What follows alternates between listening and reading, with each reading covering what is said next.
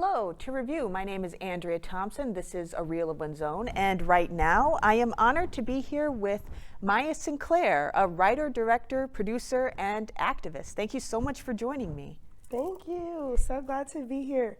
Thank you for having me. Thank you for coming. Before we get out of control with the thank yous, appreciate you. Yeah. The many hats you wear, they all seem to have in common is they are dedicated to activism. So in regards to film, what is the change you'd most like to see? Oh my goodness. When it comes to film, I feel a couple ways, but let's start here. I'm just really quite tired of the remakes. Oh my God, please spare us all. The magic has already been created. It's already happened. How about you give us, the new artist, those of us who are in the vanguard, we are living presently, and we are inspired daily by what we experience. Give us an opportunity to tell you a new story in a new way. What's been done in the past has been done in the past. Let the past be the past and take a chance to dare to give us the opportunity to imagine what the future can be. Like, that's the opportunity that we have, and we're refusing to take it. And like, it's just been so, like, at one point there were so many projects on TV that were written by women of color, by specifically Black women. And once the strike was over, cut. I have so many friends, so many family members who were participating in the strikes, and then they come back and then their shows are cut or they're extremely delayed. We have to be way more intentional about giving women of color, people of color, and all those people who feel like their stories don't get told, that they don't see themselves represented. Those are the people that we need to give the opportunity to tell their stories, as we are the ones who are the rightful keepers of history. We see what happens when history is not kept correctly. Yes. I'm the choir, and you are preaching my song. So okay, yes, amen. Selah, amen, and it is so. Yes. So let's switch to a less complicated, lighthearted topic. Sure. What do you think is the biggest obstacle in regards to achieving true equality, in your opinion? You're so funny. You think that that's lighter? Oh no, that was Wait till you hear what I'm about to say. That was pure sarcasm, and I am bracing myself. Okay, good. That went over my head, and that's fine. So look, to achieve equality, what we really need is those who have power to willingly give it up. Ooh. It's just that simple. It's just that simple. I know it's hard to do, but it's really just that simple. Because when you hold power, you have the ability to create the structures in which you operate, and that power is able to thrive. So to give equality, and I don't even believe in equality, what we need is equity. Equity is when people get their needs met, because your needs are not my needs, their needs are not our needs.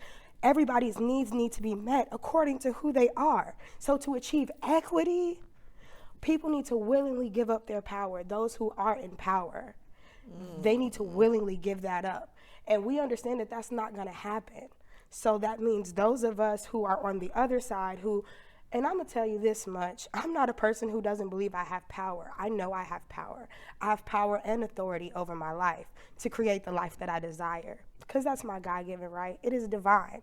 So that is different power than trying to allow the structures and systems that are at play to dictate your life. So if you want to have equality and equity for yourself, that just means you go about doing what's important to you. You create, you live, you thrive, you heal, you grow, you evolve. You work on you. You stay focused to what is important to you. Then you have the ability to serve your community, to be of service. That's what I think. Real equity is when my needs are met, I'm able to contribute as a full, whole person. Open the door. I'm able to open the door for yes, others, or at least make room for others. Hire others. People are usually hired. Yes. It's like when you feel someone taking a chance on you, and you take the chance and you're thriving, then you turn around and you give somebody else a chance. It's a civic duty that pays off. Yes, it's service. In so many ways. Capitalistic and non-capitalistic. Yes, and really truly serving and community is literally the antithesis of capitalism, which is why uplifting. Which is why they won't let us do that. And which why they wouldn't want us to do that, because when you're so focused individually, you forget about community. And community is uplifting. Community is empowering. It's where we find our strength. Definitely. And that actually leads into my next question, which regards community and the news cycle. The news cycle can so easily lead to a sense of hopelessness. Oh, man. So what drives you to keep going and believe that change is possible? Because I believe it, I assume you believe it. Oh, I know it's possible because I see it happen every day in my life. Octavia Butler said the only thing that is constant is change. Change is God. Mm-hmm. So I completely agree with that. And I think it's really funny to me because I've been noticing this in the last week. Whenever something extremely political happens on TV, I am never watching it.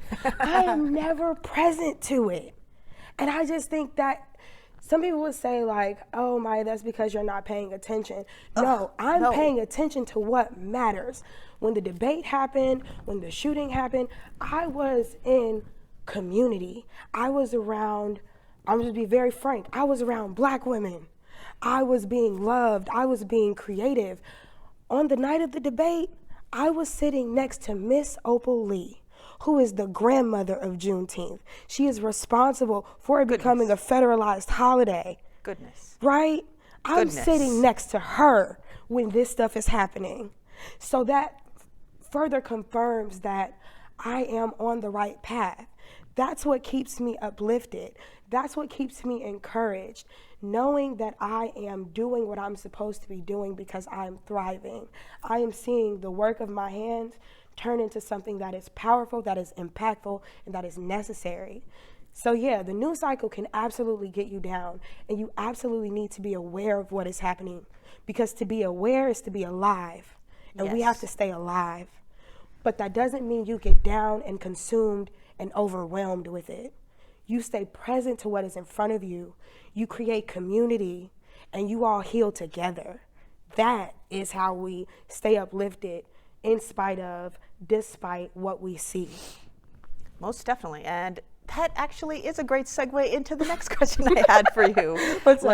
What are some Chicago filmmaking initiative activities more people should know about? Because so much is going on, and so often the algorithm only tells us the negative stuff. So please share. Absolutely. So there's two organizations that I'm going to highlight in this moment. One organization is called Sisters in Cinema. Oh, we just mentioned that on the program and some of the events they're happening on the 27th. Wonderful. I love them so much. They're amazing. So excited to continue to grow and build that relationship with them. Sisters in Cinema has so many events coming up. They've had, just a couple of weeks ago, they had a workshop when they were talking about the importance of... Was that run by Zaina? Zaina? Yes, Zaina's workshop. She's amazing. Isn't she? Yes. That's my bestie. She taught me everything I know about film. Yeah, she just won an award from the organization I work for, the nonprofit I also work for, so she is just like... Zaina is a powerhouse. She has the foresight of what we can do with film. She's empowered me to believe the things that, no, I don't need a $20 million budget to make a film. No, I don't have to go to Hollywood to do it. No, I don't have to start as the PA and work my way up to hopefully maybe one day, possibly, if I'm so lucky, given the golden ticket to Willy Wonka's factory to be my project to get greenlit. So many jobs Ava DuVernay had to take before they let her even touch a director's chair. And the minute she did it, was it not flawless? It was amazing, and big part of my disillusion with Hollywood was that Selma was not nominated for Best Picture. I'm still angry because she did the work. She took a figure that so many of us think we're familiar with and flipped the script. And but yeah, that's the whole other rant. Yeah, man, I can talk about Ava, Zaina, Sisters in Cinema all day long, right? Well, that's why we need a time limit here. But I do just want to mention the K. Ryan Center for the Arts. It is a theater state-of-the-art theater that is on the west side of Chicago. It is for the community, by the community, led by an amazing woman. Her name is Rashida Graham Washington. That is my fearless leader, and I'm also the director of operations at that theater as well. And we have an artist call coming up, and we are just really committed to arts meeting activism. It is the necessary work of liberation. And so, yeah, Sisters in Cinema, Zaina, Ava DuVernay, and the KCA. Yay! And this time, non-sarcastically this time, I want to shift to perhaps a lighter topic. What are your favorite films? Oh my gosh, I have so many. I love Love Jones. My favorite film of all times is The Five Heartbeats by the great Robert Townsend. He is a giant in my eyes. I really love the way he directs. Hollywood Shuffle is another. Oh my God, amazing. Oh my God, are you a fan? I love Hollywood Shuffle. Oh my God, me too. Chicago Jones. Okay. Dirty Larry. Yes. Oh my goodness. Oh, that's so refreshing. I love my that. God. It's so amazing. You understand a lot of where I'm coming from is because that is one of the movies that I love. Let's see. Oh, and I it's love because of Daughters Sisters of in Cinema that I got introduced to Odds and Ends, where the computer's telling her off too. That's an amazing short film. That I'm not familiar, but I would love to get familiar. So you're gonna have to. It's on Criterion too. Okay. I'm gonna check that out. Let's see. Oh, Daughters of the Dust. Oh, that was just also mentioned on my program. My number 2 film that you should be watching, right underneath, only film that surpassed it for this list was The Red Shoes. I'm not familiar. Okay, so I need to watch The Red Shoes. Yes. I'm familiar with Daughters of the Dust. I reference it all the time.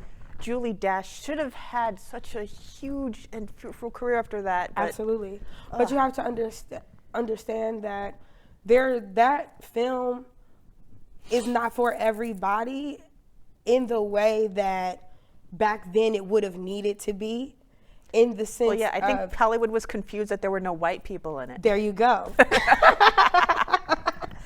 You know, an all-black cast. It's geared, the audience intended is black. The creators are black. The cast is black. The story is black. And it's not the usual narratives that we see. Like, and nobody dies. Oh, because, you know, somebody's got to die. It's a black movie. Indicted society. Right. Show us ourselves, as if that's the only function of black art.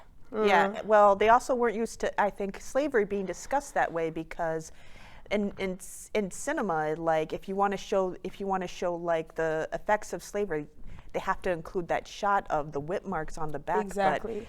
But like Julie Dash, like she used it in a more subtle way, that like you could tell who used to be enslaved because their hands were permanently dyed from the dye they were working with. Yes. So, and like also it talks about the effects of slavery and the ways in which families evolve, and they generational trauma. Generational trauma of deciding, do we go forward and choose a new world? Do we embrace something new that could be good for us, could not be good for us? That's left up for them to decide. Or do we hold on to our past, to our traditions, because what was working for us is still working? Do we have the opportunity to choose? And I think that's an amazing thought point to sit with. And I think as a group of people, we are still struggling with that when it comes to just how do we advance towards the liberation? Do we hold on to the things that we've used before? Or do we have the freedom, courage, and bravery to imagine something else and to embrace something else? Well, by the end, they seem to imagine a kind of like combination, keeping the traditions, like putting the like charms, for lack of a better word, she used on the Bible, carrying all of it, you know, embracing the new, remembering the old. And yeah, it doesn't have a case of the back thens, is what I call it. Oh, wasn't life tough for them back then? It made audiences uncomfortable, where they're like, wow, this could really take place. Yes, having the power to know that it is both and.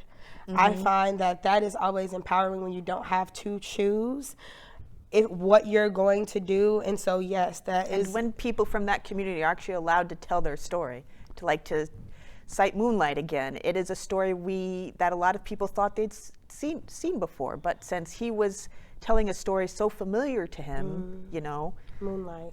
Yeah. So we first got introduced to Mahershala Ali. It's a beautiful film. And thank goodness these movies are less so one-offs.